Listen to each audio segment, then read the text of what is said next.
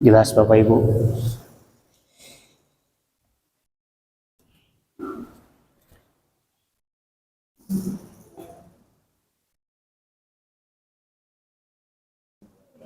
Yang sebelah kiri saya kelihatan Pak slide-nya?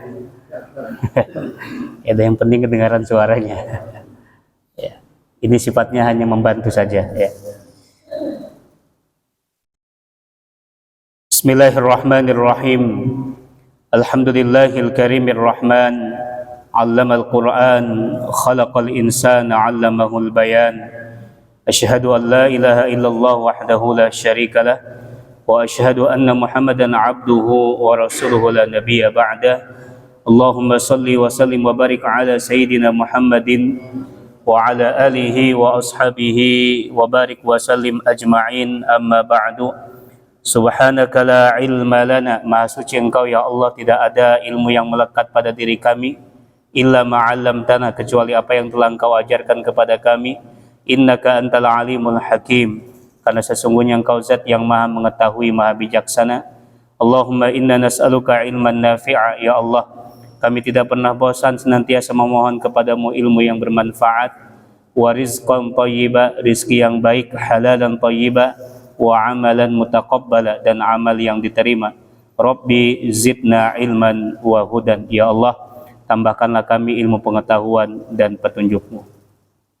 Yang kami hormati dan kami muliakan segenap pengurus DKM Masjid Jami Baitus Salam, para asatid, para guru, para tokoh, para sesepuh handai tauladan, hadirin wal hadirat, jamaah salat subuh yang dimuliakan Allah Subhanahu wa ta'ala. Wahaikum bitahiyatil Islam, tahiyatan mubarakah wa tahiyya ahlul jannah. Assalamualaikum warahmatullahi wabarakatuh. Mari kita awali kajian subuh ini dengan sama-sama memanjatkan puji dan syukur kehadirat Allah Subhanahu wa ta'ala yang sampai saat ini masih memberikan kepada kita berbagai macam nikmat dan karunia-Nya, terutama nikmat bahwa iman masih bersemayam di dalam kalbu kita. Imanlah yang menuntun kita menuju rumah Allah, masjid ini. Kita semua mengharapkan tidak lain adalah ampunan dan rahmat Allah Subhanahu wa ta'ala. Salawat dan salam senantiasa tercurah limpahkan kepada suri tauladan kita, pemimpin umat, khatimul anbiya wal mursalin, Nabi Muhammad sallallahu alaihi wasallam, kepada keluarganya, para sahabatnya, para pengikutnya, dan kita selaku umatnya insyaallah istiqamah mengikuti ajaran dan sunnah-sunnah Rasulullah sallallahu alaihi wasallam. Hadirin wal hadirat yang dimuliakan Allah Subhanahu wa ta'ala, pada kesempatan kali ini perkenankan kami menyampaikan satu tema kajian yang berkaitan dengan ibadah sholat. Lebih spesifik, temanya adalah sholatlah sebagaimana kalian melihat aku sholat. Aku di sini yang dimaksud adalah Rasulullah Sallallahu Alaihi Wasallam. Kalau kita berbicara tentang sholat, tentu sebagai seorang muslim bukan suatu hal yang baru. Tetapi setidaknya di kesempatan yang baik ini kita saling mengingatkan betapa pentingnya ibadah sholat. Bukan hanya sekedar bagian daripada rukun Islam, tetapi sholat ini juga bagian daripada hubungan kita sebagai abdun, hamba Allah, dan juga dengan Al-Khaliq, Sang Pencipta, yaitu Allah Subhanahu wa ta'ala. Ibadah yang kita lakukan tentu berharap agar diterima oleh Allah Subhanahu wa ta'ala. Dan syarat ibadah diterima itu dua. Satu, ikhlas. Dan yang kedua adalah al-mutaba'ah, mengikuti petunjuk. Petunjuk siapa? Petunjuk Rasulullah Sallallahu Alaihi Wasallam. Al-Qaidah mengatakan al-aslu fil ibadah at-tahrim. Ya, asal daripada satu ibadah itu hukumnya adalah haram. Tidak boleh kita melakukan satu ibadah kecuali ada dalil ataupun petunjuk. Illa ma dalla alaihi ad-dalil. Ya, baik. Maka usahakan ya, khususnya dalam ibadah sholat kita ini harus sesuai dengan petunjuk, bukan mengikuti hawa nafsu. Jamaah yang dimuliakan Allah Subhanahu wa ta'ala, yang menjadi dasar pemikiran tema ini adalah tentang ibadah sholat. Ada di dalam Quran surat Thaha ayat 14. A'udzubillahi minasyaitonirrajim. Innani anallah la ilaha illa ana fa'budni wa aqimis salata li dzikri. Sesungguhnya aku ini adalah Allah. Jadi yang menyatakan Al-Khaliq, sang pencipta, yang menciptakan langit dan bumi beserta isinya siapa? Allah. Jadi nama Allah yang menyatakan adalah dirinya sendiri. Ya, kalau kita tadaburi juga lafaz Allah atau disebut lafzul jalalah, ketika dihilangkan huruf alifnya, dia tetap memiliki makna yang agung, menjadi lillah. Lillahi ma fis samawati wa ma fil ard. Kepunyaannya, baginya, bagi Allah apa yang ada di langit dan bumi. Lamnya dihilangkan lagi menjadi lahu, baginya. Lahu ma fis samawati wa ma fil ard. Lamnya juga dihilangkan lagi, tinggal tersisa adalah hu. Qul huwallahu ahad. Jadi luar biasa, nama yang sangat agung, nama yang sangat mulia. Ketika ada yang mungkin berusaha melenyapkan nama Allah di muka bumi ini, ya semata-mata mereka tidak akan bisa menghilangkan nama Allah Subhanahu wa ta'ala. Fa'budni, maka sembahlah aku. Huruf fa di sini yang menunjukkan artinya maka, yang secara waktu ya berdekatan, tidak lama. Dakhalal at-talamid fal ustadu, para murid masuk ke kelas, fal ustadu, kemudian di belakangnya langsung mengikuti ustadz ataupun gurunya juga masuk ke dalam kelas. Apa maknanya? Ketika Allah menyatakan dirinya sebagai Khaliq, sebagai pencipta, fa'budni, kemudian ia memerintahkan kita untuk menyembahnya. Fa'budni, maka tetapkanlah diri kita statusnya sebagai hamba. Jangan pernah ada status yang lain kecuali kita memang benar-benar adalah seorang hamba, dan itu syarat kita berjumpa dengan Allah Subhanahu wa ta'ala. Dinyatakan di akhir surat Al-Fajr, fadkhuli fi ibadi, masuklah kalian sebagai hamba-hamba-Aku, wadkhuli jannati, barulah kalian akan bisa bertemu, berjumpa denganku. Wa aqimis salata dzikri, dan sembahlah aku, kemudian dirikanlah solat untuk mengingat aku. Jadi ibadah solat adalah satu wasilah ataupun perantara sebagai media kita mengingat Allah Subhanahu wa ta'ala.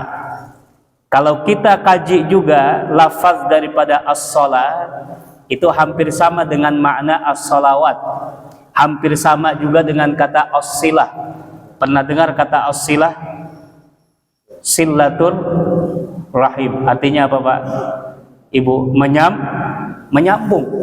Ya, maka as-salah ini artinya adalah menyambung antara kita, hubungan kita sebagai hamba dengan Allah Subhanahu wa ta'ala. Jadi ketika kita melaksanakan ibadah sholat, hakikatnya adalah kita menyambung komunikasi dengan Allah Subhanahu wa ta'ala. As-silah, ada yang disambung di situ. Ya, di dalam surat Al-Fatihah, ketika seorang hamba mengucapkan Alhamdulillahi Rabbil Alamin, hambaku memujiku, Ar-Rahmanir Rahim, dan seterusnya. Itu adalah bagian daripada interaksi kita kepada Allah Subhanahu wa Ta'ala. Nah, jadi kita ingin mendobrak paradigma yang selama ini melaksanakan ibadah sholat sekedar perintah saja, bukan. Tetapi barang siapa yang ia melaksanakan sholat, sesungguhnya ia sedang menjalin komunikasi dengan Allah Subhanahu wa Ta'ala. Kalau komunikasi itu putus, artinya dia tidak melaksanakan sholat, berarti dia sedang memutuskan hubungan dengan Allah Subhanahu wa Ta'ala. Dia lupa statusnya sebagai hamba. Wa ma khalaqtul jinna wal insa illa liya'budun. Jamaah yang dimuliakan Allah Subhanahu wa Ta'ala, kemudian dari hadis Rasulullah sallallahu alaihi wasallam bersabda, an Malik ibn Huwairis radhiyallahu anhu qala Rasulullah sallallahu alaihi wasallam, sallu kama raaitumuni usalli, rawal Bukhari. Rasulullah bersabda, salatlah kalian dengan cara sebagaimana kalian melihatku salat. Kita ingin berinteraksi dengan Allah sebagai Al-Khaliq, Sang Pencipta. Lalu bagaimana cara komunikasi kita? Dalam hal duniawi, kita kenal ada istilahnya disiplin ilmu komunikasi, betul? Ya. Kalau kita tidak mempelajari ilmu ini, komunikasi kita sembarangan, semaunya saja. Di setiap makom, di setiap tempat, di setiap waktu ada komunikasinya, ada penerapannya. Lalu bagaimana kalau itu interaksi kita terjadi dengan Allah Subhanahu wa Ta'ala, dengan sesama manusia saja, sesama hamba saja, komunikasi kita diatur. Yang muda menghormati yang tua, yang kecil menghormati yang besar, yang besar menyayangi yang kecil, begitu juga sebaliknya. Itu bagian daripada komunikasi. Dan zaman ini menuju peradaban yang baik, ketika komunikasi itu pun akan terjalin dengan baik. Maka betapa pentingnya ilmu komunikasi. Ada niat baik tapi salah dalam mengkomunikasikannya, kira-kira maksud dan tujuannya tersampaikan tidak, Bapak Ibu? Di luar biasa. Wa aqimis sholata lidzikri, dirikanlah sholat untuk mengingat Allah Subhanahu wa Ta'ala. Sedikit menyimpang ya, orang-orang yang mempelajari ilmu tasawuf tapi secara berlebihan. Mereka mengatakan, orang-orang yang liberal ya, inti daripada sholat adalah mengingat Allah Subhanahu wa Ta'ala. Ketika azan berkumandang selesai, kemudian dia tidak melaksanakan sholat, maka cukup dijawab, aku sudah sholat. Mana sholatnya? Tadi mengingat Allah Subhanahu wa Ta'ala, sambil diam merenung ingat Allah, dah cukup, nggak melaksanakan sholat. Apakah itu betul? Nah, ya, hati-hati dengan aliran yang seperti itu, menggiring kita kepada pemikiran-pemikiran sesat. Ya, jadi maksudnya di sini wa aqimis sholat, ada ritualnya, ada gerakannya. Ma huwa sholat? Apa pengertian daripada sholat? Yang kita hafal selama ini, dibuka dengan takbir, ditutup dengan salam. Itu adalah pengertian daripada sholat. Dan juga ada makna daripada sholat adalah ad-doa. Kita ini senang memohon kepada Allah Subhanahu wa Ta'ala. Iyyaka na'budu wa iyyaka nasta'in. Jamaah yang dimuliakan Allah Subhanahu wa Ta'ala, Rasulullah memerintahkan kita, ketika kita ingin menyambung, menjalin komunikasi dengan Allah Subhanahu wa Ta'ala melalui sholat, maka beliau pesankan, sholatlah sebagaimana kalian melihat aku sholat. Pertanyaannya adalah, dari mana dan bagaimana cara kita mengetahui tentang tata cara Nabi Muhammad SAW sholat? Mungkin ada yang menjawab, dari guru saya Pak Ustadz, dari kiai saya Pak Ustadz. Betul enggak? Yang mengajari sholat kita adalah orang tua. Orang tua dari mana? Dari guru. Guru dari gurunya lagi, dan seterusnya. Pernahkah kita melihat atau berjumpa dengan Rasul sallallahu alaihi wasallam? Tidak berjumpa. Lalu bagaimana caranya kita tahu bagaimana Rasul sallallahu alaihi wasallam salat dan siapa yang mengajarkan Rasul sallallahu alaihi wasallam salat? Apakah langsung Allah Subhanahu wa taala? Apa jawabannya, Bapak Ibu? Ada satu hadis yang menjelaskan bahwa tata cara pelaksanaan salatnya Rasulullah sallallahu alaihi wasallam itu langsung diajarkan oleh malaikat Jibril. An Jabir ibn Abdullah anna Jibril atan Nabi sallallahu alaihi wasallam.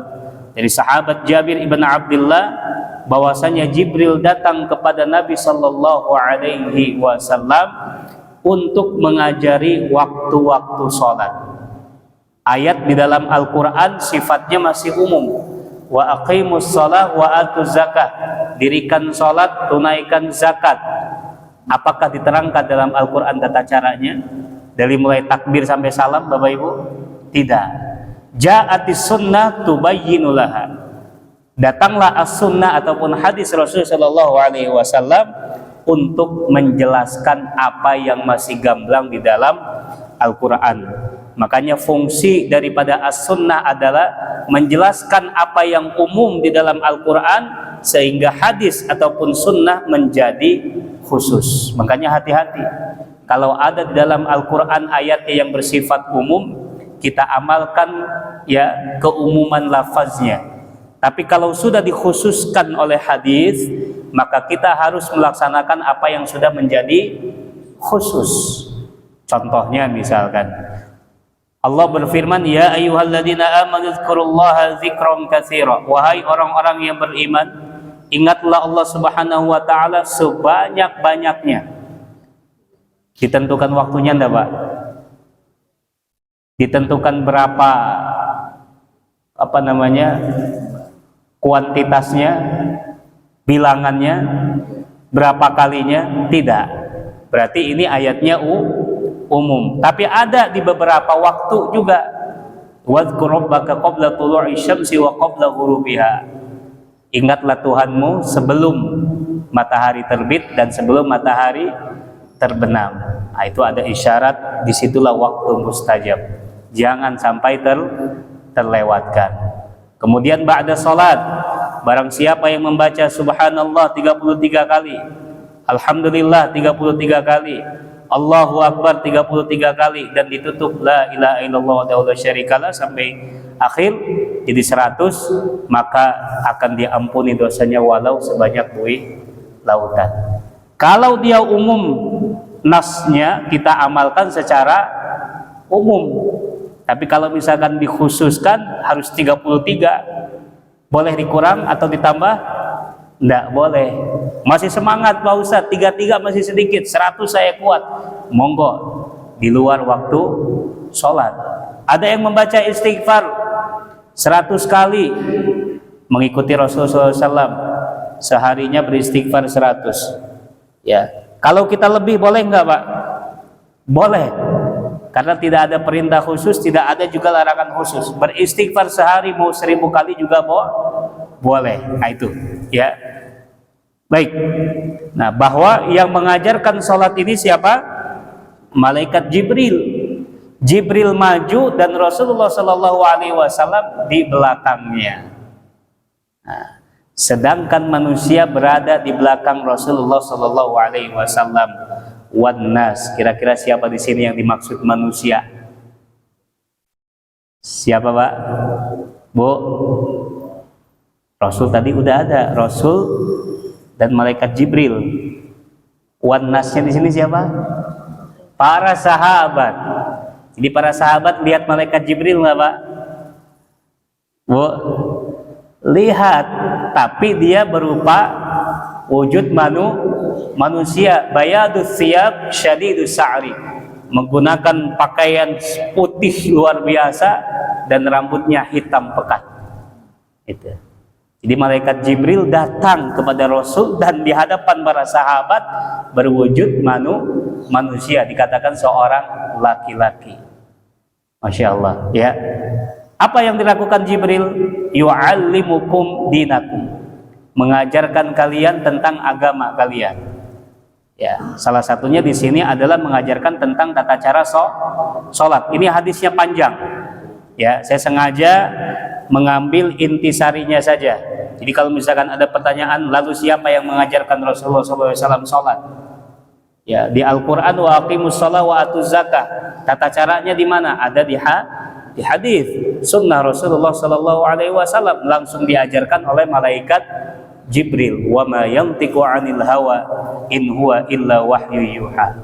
Apa yang dilafazkan Rasulullah SAW, apa juga yang dilakukan Rasulullah itu semata-mata bukan dari hawa nafsu, melainkan wahyu yuha, wahyu yang diwahyukan, diajarkan oleh malaikat Jibril. Ketika masuk waktu zuhur, disebutkan dalam hadis, Jibril ke depan, kemudian Rasulullah, wannas juga, begitu juga para sahabat. Masuk waktu asar, maghrib, isya, subuh, 5 waktu, semuanya diajarkan oleh malaikat Jibril.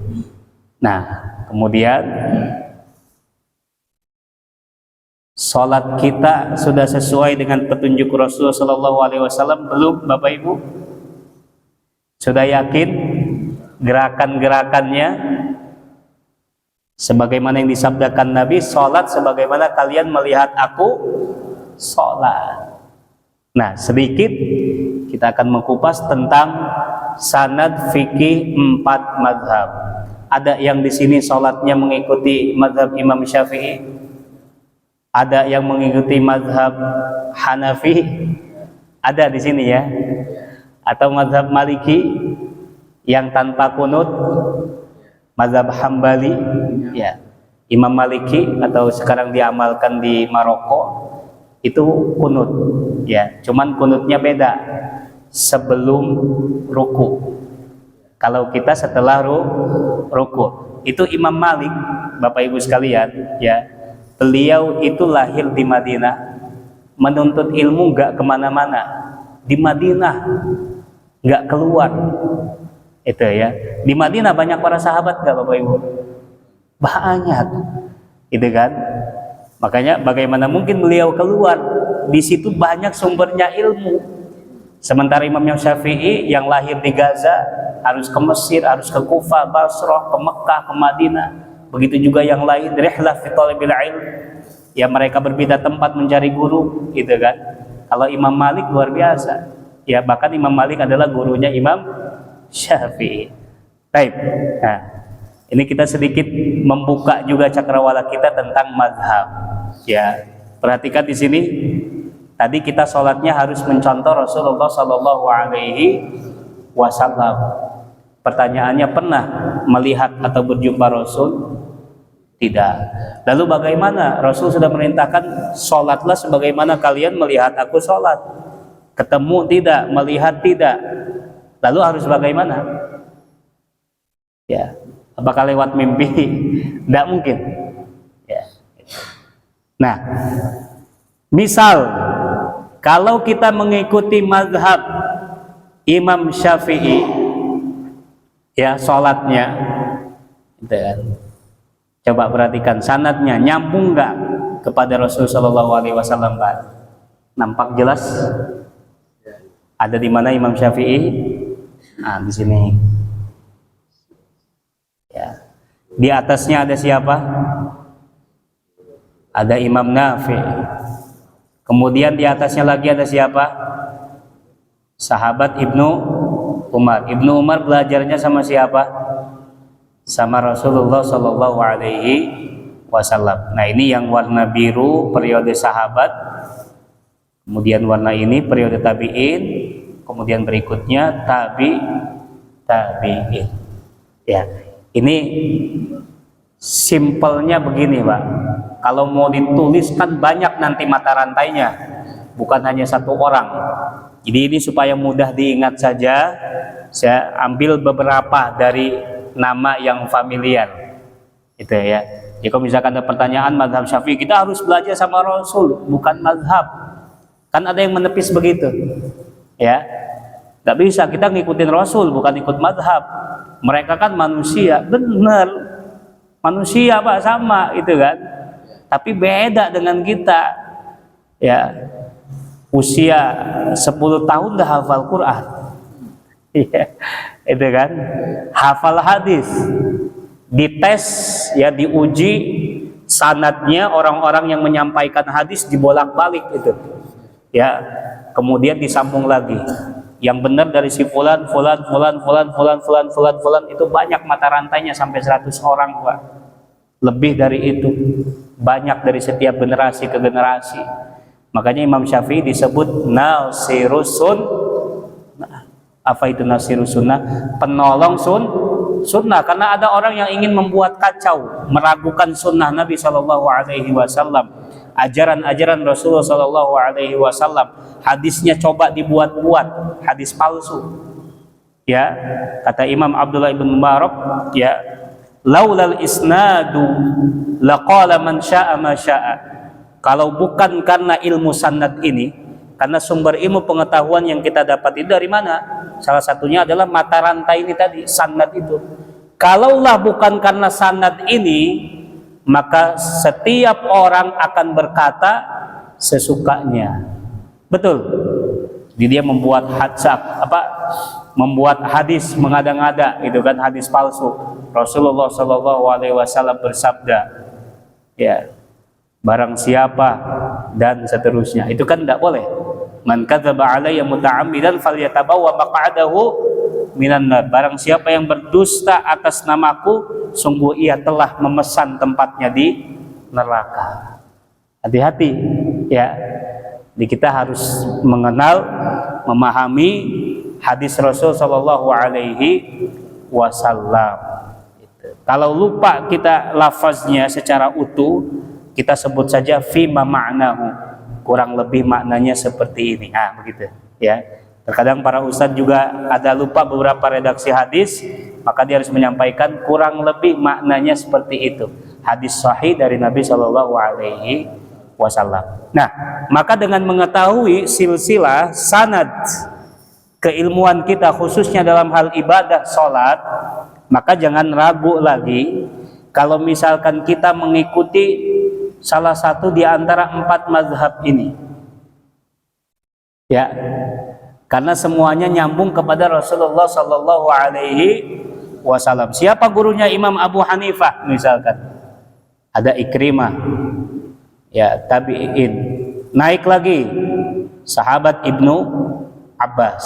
Nah, ternyata yang 3 imam ini, Imam Malik, Imam Syafi'i, Imam Ahmad, ya, ini nyambungnya di Ibnu Umar. Tapi bukan hanya Ibnu Umar aja sebetulnya, ya, ada sahabat yang lain. Minimal 1 kita hafal, ya, dari jalur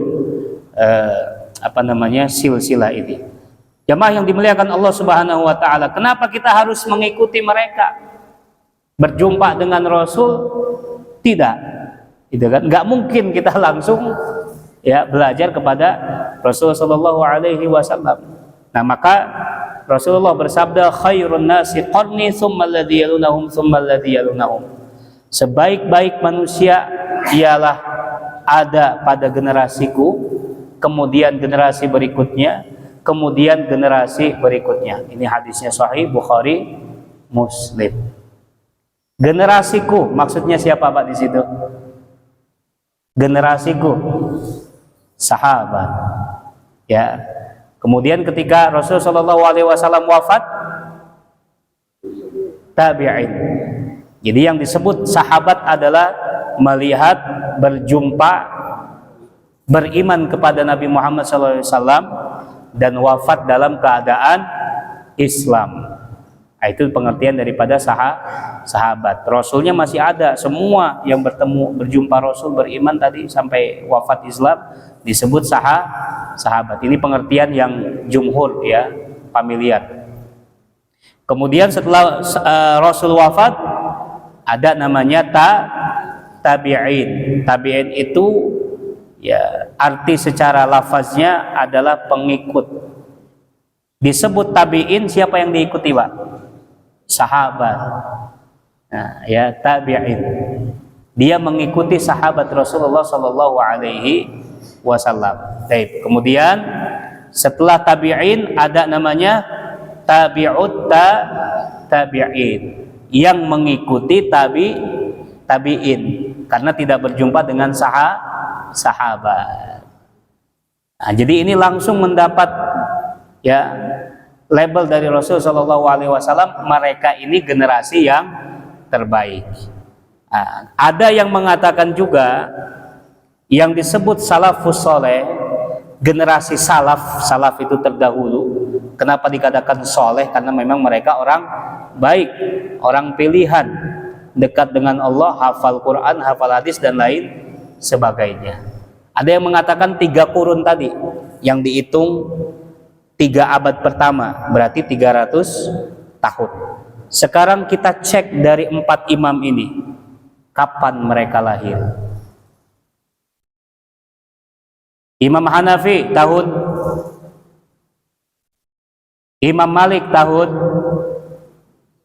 Imam Syafi'i, Imam Hambali, mereka salafus soleh atau bukan, Pak?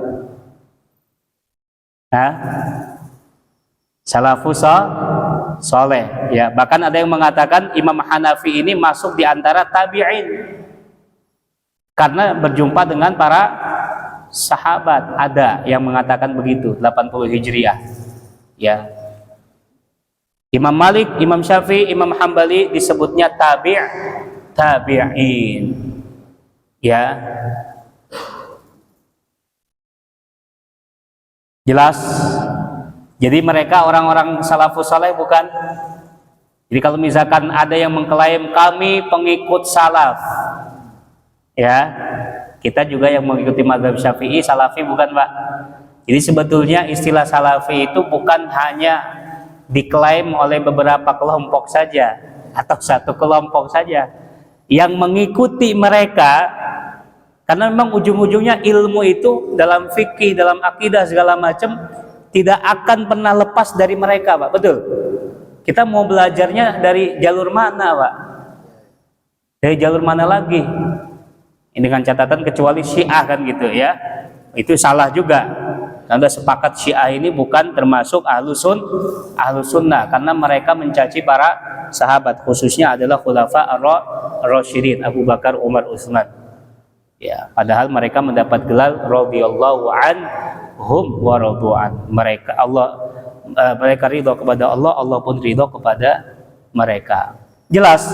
Jadi siapa yang sebetulnya disebut salafi, ya, bukan milik satu kelompok saja, melainkan siapa saja yang meniti jalan mengikuti mereka, maka kita juga hakikatnya adalah salafi, ditambahkan i, karena kita mengikuti nisbat kepada mereka yang dalam hal ibadahnya, metodenya, manhajnya mengikuti di antara 4 ini, mereka disebut juga salafi. Makanya istilah yang paling ini adalah ahlus sunnah wal jamaah.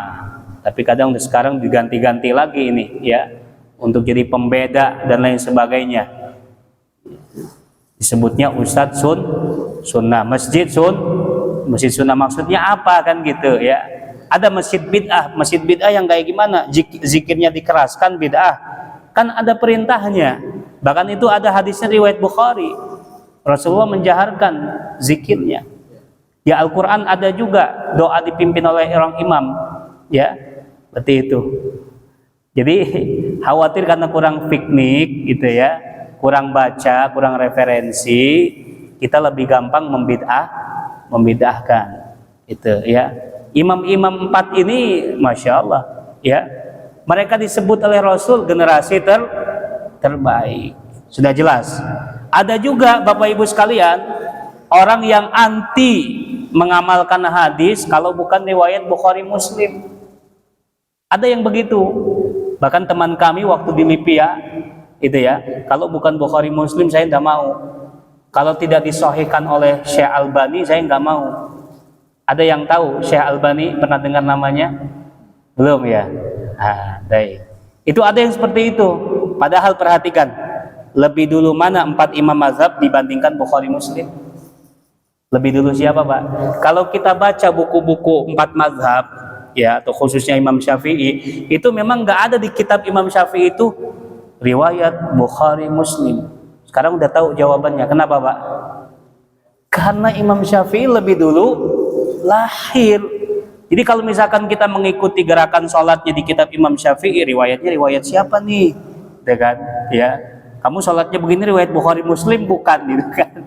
Padahal si fulan mengamalkan dari kitab mazhab Syafi'i, perkataannya Imam Syafi'i atau para pengikut-pengikut Imam Syafi'i. Di sini saya ingin menyampaikan poinnya. Ya, kenapa 4 imam mazhab tidak pakai Bukhari Muslim? Jawabannya kenapa? Karena mereka lebih dulu lahir. Itu ya. Jadi jangan sampai ada yang antipati, ini hadisnya riwayat apa. Kalau dia ada di dalam buku 4 imam mazhab, insya Allah siqah kita. Karena mereka itu tidak mungkin juga mengada-ngada, membuat-buat. Ya, baik. Sisa 5 menit lagi, kita percepat. Jadi jelas. Ya, yakin dengan 4 imam mazhab, ya, nyambung ilmunya kepada Rasul. Ya, baik. Siapa yang pernah melihat atau bahkan punya buku ini? Ada yang punya? Boleh, anda Bapak pengen tahu, angkat tangan yang punya buku ini. Judulnya Sifat Sholat Nabi, dikarang oleh Syekh Muhammad Nasiruddin Albani. Saya sengaja di sini tulis lahirnya 1914, wafat 1999. Kalau tadi kita bandingkan dengan jaraknya, Pak, ya 100-an Hijriah, kira-kira berapa bedanya, Pak? Ini judulnya menarik enggak, Pak? Sifat Sholat Nabi. Jadi kalau misalkan ada buku 4 imam mazhab tentang sholat, kemudian ada buku ini yang dikarang oleh ulama mutaakhirin, disebutnya ulama belakangan, itu ya. Mana yang kita lebih pilih? Ya. Baik, yang pertama, saya tidak menyatakan bahwa buku ini tidak baik ataupun tidak sesuai dengan ajaran Nabi, tidak, itu ya. Cuman saya ingin menyampaikan fakta. Ada orang yang membaca buku ini kemudian menyalahkan yang tidak sama dengan yang dia baca di buku ini. Contohnya misalkan jarinya gerak-gerak. Ini kalau buku ini menganjurkan ketika tahiyat ini telunjuknya gerak. Kalau Imam Syafi'i kan lain. Asyhadu an la ilaha illallah. Itu ya. Dan juga yang lainnya ada yang menggerakkan ketika ada lafzul jalalah, ada juga yang di awal atau hanya sekali saja. Itu beragam. Fikih ini pasti akan menemukan perbedaan. Selama itu nyambung kepada Rasulullah SAW, tidak ada masalah. Itu ya. Jadi yang sudah punya buku ini di rumahnya, bahkan sampai saat ini juga mengamalkan buku ini, tidak ada masalah, silakan. Tapi dengan catatan kami sampaikan, jangan menyalahkan ya yang berbeda, misalkan sholatnya dengan si fulan. Itu ya, si fulan misalkan mengamalkan mazhab Syafi'i sholatnya gitu ya. Ini nggak nyunah nih ya, ini bukan sholatnya Nabi kayak gini nih. Coba baca nih buku ini nih, sifat sholat Nabi itu kan, ini nih. Padahal apa, Pak? Perkara sholat sudah tuntas belum di 4 imam mazhab? Sudah tuntas belum? Sudah tuntas. Itu. Apakah mereka tidak hafal hadisnya? Tidak tahu hadisnya? Tahu. Karena di sini di dalam buku ini di situ ya disebutkannya hadisnya lebih dari 1. Apa maknanya? Si pembaca juga bingung. Di antara 2 ataupun 3 hadis kan bingung dia mau mengamalkan yang mana. Kan nggak mungkin Bapak Ibu ya kita mengamalkan ada 2 hadis diamalkan dua-duanya dalam satu sholat, betul? Contohnya ketika baca basmalah, ada yang dijaharkan, ada yang disirkan. Mau dipraktekkan dua-duanya. Ketika kita sujud, mau sujud, mana yang turun duluan? Tangan duluan atau lutut duluan? Bisa diamalkan langsung dua-duanya? Nggak bisa kan? Itu jadi harus ada satu yang dipilih. Makanya disebut mazhab. Mazhab itu ma zahaba ilaihi, apa yang ia condong kepada nas. Zahaba pergi, ya dia milih yang itu. Jadi Imam Syafi'i bukan karena nggak tahu hadisnya, basmalahnya disirkan, beliau tahu, tapi beliau memilih basmalahnya dijaharkan. Karena saya di blacklist oleh salah satu masjid, lupa nanya, gitu kan? Karena biasa kalau kita ngisi kajian kan nanya dulu, ini masjidnya basmalahnya jahar atau sir. Ya karena lupa gitu kan, nggak diundang lagi. Karena kenapa nih Ustadz nggak nyunnah? Jadi yang nyunnah itu basmalahnya disirkan. Padahal itu mazhab Hambali. Saya belajar di Madinah, di Saudi Arabia, gitu kan? Ya, kita tahu di sana mazhabnya Hambali ngamalkan. Begitu pulang ke Indonesia, mayoritas mazhab Syafi'i. Kira-kira saya pakai yang di sana atau yang di sini? Gitu kan? Beda antara fikih dengan sikap fikih. Ada hukum, ada sikap hukum gitu. Ya, jadi jangan sampai kita merasa di sana ya tanah suci itu kan mungkin disebut kota yang paling mulia, kita di Indonesia gitu kan. Padahal kalau tidak salah di abad-abad ke-7 itu pernah tanah suci itu Haramain mengamalkan mazhab Syafi'i. Banyak guru-guru kita misalkan yang Al-Bantani ya, kemudian Al-Palembangi, kemudian apalagi itu Al-Padani, Padang. Itu luar biasa hafal hadis, ngajar di Haramain. Luar biasa Pak orang Indonesia. Silakan nanti baca itu. Ya Google, searching Google banyak. Itu pernah mengamalkan mazhab Syafi'i di Haramain itu. Pernah juga mengamalkan mazhab Maliki, kan Imam Malik di situ. Ya di Madinah. Itu. Nah, kenapa sekarang mazhab Hambali? Peran kekuasaan antara Muhammad bin Abdul Wahab yang dia condong mazhabnya ke Imam Muhammad Hambali, itu kan disupport juga oleh pemerintah, itu kan kekuasaan. Jadilah diamalkannya satu mazhab saja. Itu. Tapi dalam keseharian juga banyak Pak di Mekah, di Madinah itu di beberapa masjid mengamalkan mazhab Syafi'i. Ya di Mekah ada itu ya. Jangan kiranya satu warna saja, beragam juga gitu ya. Baik. Nah, jadi kalau misalkan kita ingin mengkaji tentang sholat mazhab Syafi'i, itu banyak kitabnya Pak, bertahap. Ada yang disebutnya matan, hanya isi-isinya saja. Ya, aqsamul miyah, pembagian air, ada 7 disebutkan airnya. Ya, fardul wudu ada 6 disebutkan. Itu isinya saja, belum penjelasan.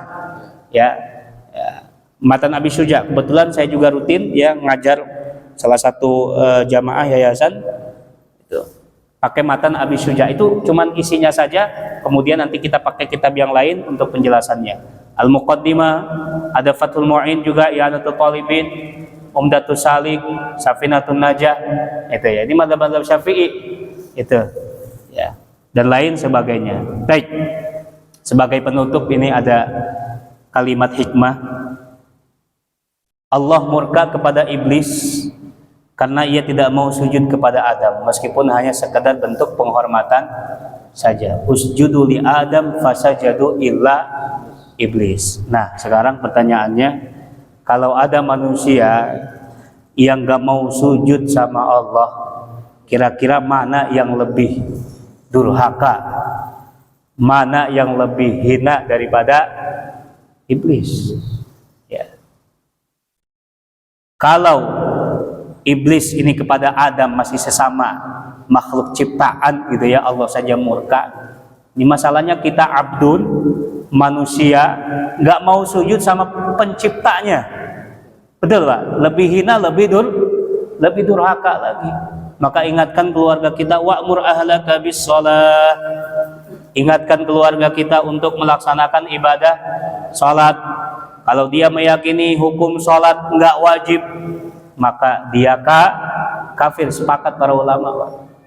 Tapi kalau misalkan dia meyakini salat wajib tapi dia lalai, itu ya, ini salah satu tanda orang-orang munafik juga. Itu ya. Harus diingatkan karena ibadah salat ini penting. Keluarga kita, ya, Rabbi ja'alni muqimas salati wa min dzurriyyati. Ya Allah, jadikan keluargaku, keturunanku orang-orang yang melaksanakan salat, mendirikan salat. Ya. Diingatkan mereka karena amal yang pertama kali dihisab itu adalah salat. Inna awwalu ma yuhasabu bil 'abdu as-shalah. Ini hubungan kita dengan Allah Subhanahu wa taala yang dihisabnya adalah salat. Kalau hubungan sesama manusia yang dihisabnya itu perkara hak dan kewajibannya, seperti hutang, ya, seperti kezaliman. Nanti di hari kiamat itu, ya, orang yang pernah kita zalimi nuntut dia, ditransfer pahala kita ke dia, diambil karena kezalimannya tadi itu, ya, sedikit-sedikit dia pahala kebaikannya dikurang, itu, ya, karena harus diselesaikan dulu, ya. Tetapi dengan Allah Subhanahu wa taala sebagai pencipta, yang pertama kali dihisab adalah salat. Kata orang-orang tasawuf, salat itu ibaratnya angka 1, Bapak Ibu. Amal yang lain angka 0. Salat 1, infak 0, sedekah 0, berbuat baik 0, birrul walidain 0, terus ada nilainya. Tapi kalau misalkan angka 1-nya nggak ada, kira-kira gimana, Pak? Ada hasilnya nggak? Ada nilainya nggak? Tidak ada. Makanya kata Rasulullah, kalau sholatnya tertib benar, insya Allah urusan-urusan yang lainnya juga jadi benar. Tapi kalau misalkan dia sholatnya rusak, lalai, termasuk barangkali, ya, sholatnya nggak pakai ilmu, itu ya, nggak mengikuti petunjuk Rasul, ya, maka sia-sia ibadah kita, Pak. Seperti itu, ya. Maka kalau urusan hidup kita ingin dimudahkan Allah Subhanahu wa taala, maka jangan lalaikan ibadah sholat. Ihfazillah yahfazka. Jagalah Allah, maka Allah akan menjaga kita. Apa yang dijaganya? Hududullah, batasan Allah, perintah-perintah Allah Subhanahu wa taala. Kalau sekiranya di akhirat ada pertanyaan, apa kenangan terindah kita saat di dunia? Jawabannya apa, Pak? Mudah-mudahan jawaban kita sama. Ya Allah, kenangan terindah ketika aku di dunia itu sujud kepadamu. Ya, mudah-mudahan jawaban kita semua, ya Bapak, Ibu. Ya. Jadi sujud adalah kenangan terindah kita kepada Allah Subhanahu wa taala sebagai abdun, sebagai hamba bersujud kepada Allah Subhanahu wa taala. Makanya nikmat kalau misalkan kita diberikan kesempatan oleh Allah Subhanahu wa taala bisa sujud, Pak. Betul. Nikmat sekali, Pak. Ya. Jangan kita bandingkan dengan orang kafir. Karena orang kafir ini Al-Quran, hadis nggak ngatur kehidupan mereka, Pak. Mereka mau mabuk, mau berzina, mencuri, ya, mau memuaskan semua keinginannya, nggak ada yang larang, Pak. Monggo. Itu. Tapi kalau misalkan kita sudah aslama yuslimu fahuwa muslimun, kalau kita sudah muslim itu artinya berserah diri, Pak. Muslim itu pasrah kepada hukum Allah, pasrah kepada syariat Allah. Disuruh sholat, sholat dia. Ya, jangan sampai ada yang merasa ini sebagai ritual saja, jadi beban buat dia, bukan. Tapi ingat, ya, sholat ini merupakan satu kebutuhan kita, interaksi kita kepada Allah Subhanahu wa ta'ala. Ya, sholatlah sebelum kalian disolatkan. Mudah-mudahan ada manfaatnya. Barangkali ada pertanyaan, monggo. Ya, silakan. Waalaikumsalam warahmatullahi wabarakatuh.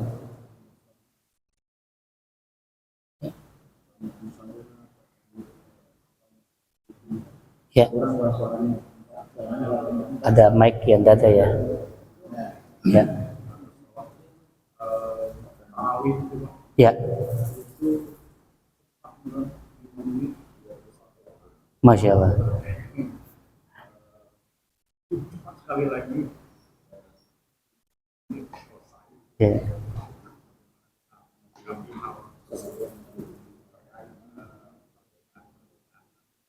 Ya.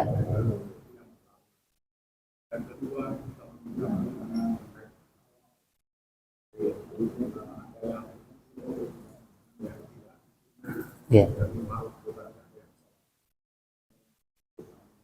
Betul. Ya.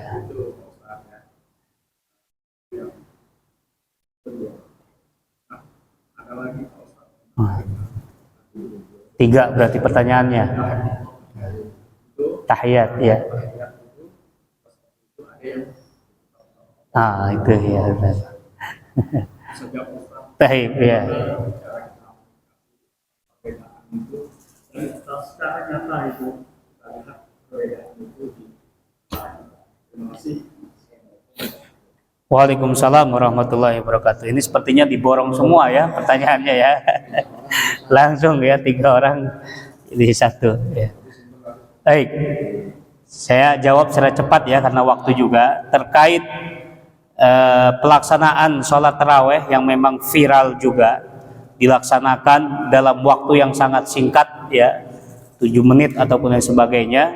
Kita jawab dengan fikih bahwa salah satu di antara rukun sholat adalah at-tumaninah.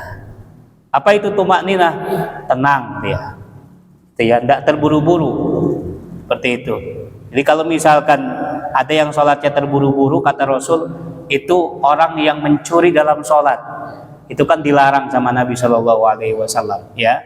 Nah, jadi perhatikan sholat kita salah satunya adalah at-tumaninah. Kalau tumaninah kan ini memang kadarnya berbeda-beda, itu ya. Ada yang temponya agak santai, itu ya, agak lama, tergantung bacaannya.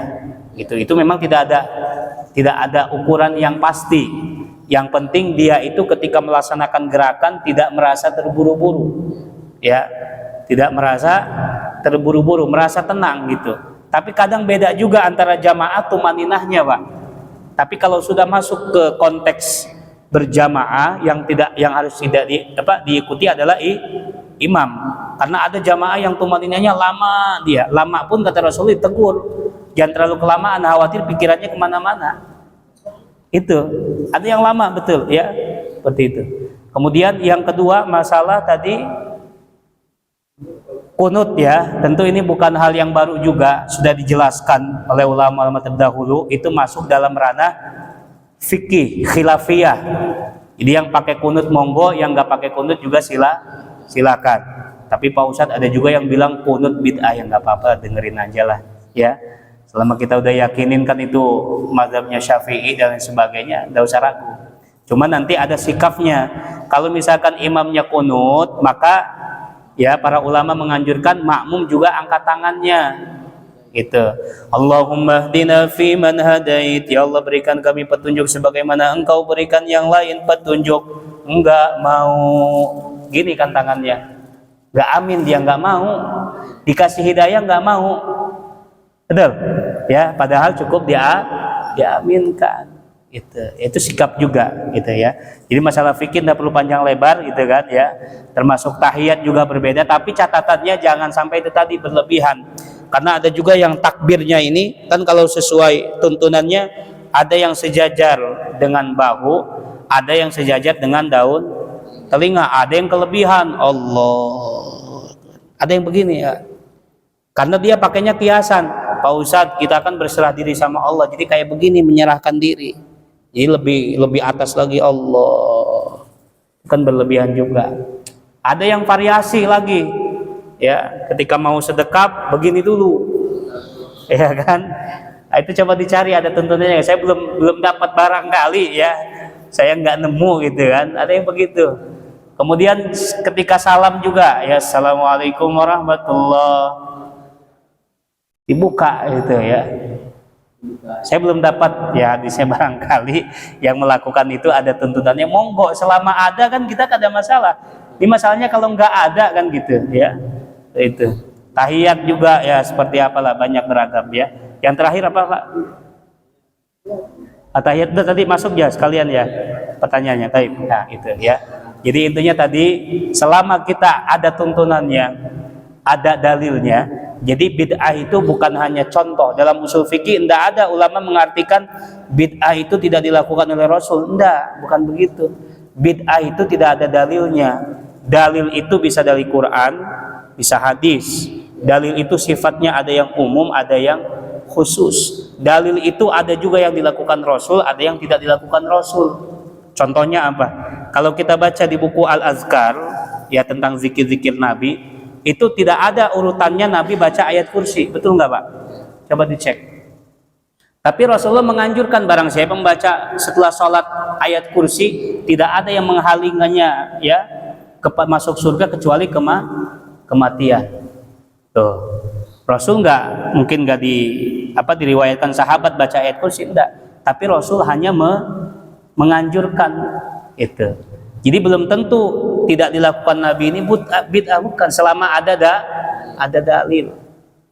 Itu. Jadi bid'ah itu bukan hanya contoh bahaya Pak. Kalau misalkan kita mengamalkan bid'ah tidak dilakukan Nabi, bid'ah itu bahaya, bisa kemana-mana. Itu ya. Makanya harus belajar usul fikih juga. Ya. Wallahu a'lam bishawab. Semoga ada manfaatnya. Saya rasa cukup ya. Waktunya sudah lebih, diberikan 40, ini kelebihan 15 menit, mohon maaf ya. Baik, kita akhiri dengan hamdalah dan doa kafaratul majlis. Alhamdulillahirabbil alamin.